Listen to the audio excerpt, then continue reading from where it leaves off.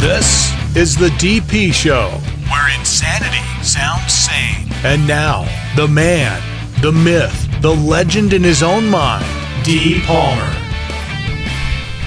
The DP Show has been talking for some time about how there is no difference between Republican and Democrat. And I'm going to stretch this out even further and argue that there's no difference between Democratic tyrant and the usual totalitarian tyrant. And I think we just got some interesting evidence of how this is finally going to be set to bed to a degree. This is from the Associated Press. It was released today, September 10th. It's titled, "Memos Show U.S. Hushed Up Soviet Crime."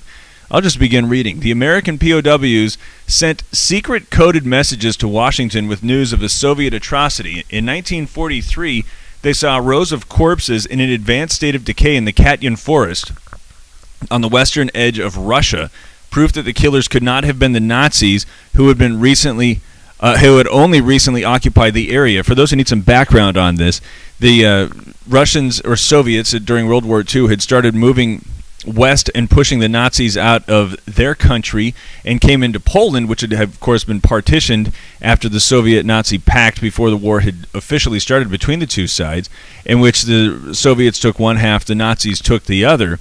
And now the Polish were hoping that they were going to be liberated by the Soviets, and instead what they found out, the Soviets were planning on staying for a good long haul, and somewhere between 10 and 20,000 of the best and brightest of the Poles, they call them officers, but we're also talking about lawyers, we're talking about doctors, we're talking about the people who were wise enough to try to stand in the way when the Soviets officially took and claimed power and put Poland within its orbit as it was going to remain for decades thereafter.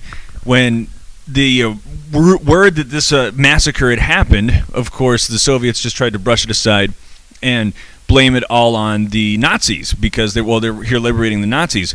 What we found here, the AP is reporting, and I'll continue reading, the testimony about the infamous massacre of Polish officers might have lessened the tragic fate that befell Poland under the Soviets, some scholars believe. Instead, it mysteriously vanished into the heart of American power. The long-held suspicion is that President Franklin Delano Roosevelt didn't want to anger Joseph Stalin, an ally whom the Americans were counting on to defeat Germany and Japan during World War II. And in fact, this is where it gets ugly, because even today, even graduate students will sit and agree that Stalin was a monster, but Hitler was worse. And because Hitler was worse, we had to side with Stalin and use him to try to defeat Hitler. And then people start believing this stuff. And then the criticism from the right is that the academic left doesn't get down with this because they don't want to make it like the grand communist experiment was a failure marked by all sorts of murder. Well, this, first of all, shouldn't have been a surprise to anybody, because if you were paying attention to what was coming out of the Soviet Union, for example, 1921, Lenin's new economic policy is promulgated by decree. 1921, 5.1 million people die in starvation, in part because collectivization and centralization doesn't work. Or how about 1930? Where 25 million people are forced out of their homes because they had the audacity to own property and so forth. It shouldn't be any surprise that somebody who's been doing this stuff for decades would get into a new country and kill tens of thousands of people. What we are seeing is that there's no difference, just as there are no difference between Republicans and Democrats, there's no difference between tyrants internationally. FDR has as much of this blood on his hands as does Stalin. No difference. All right?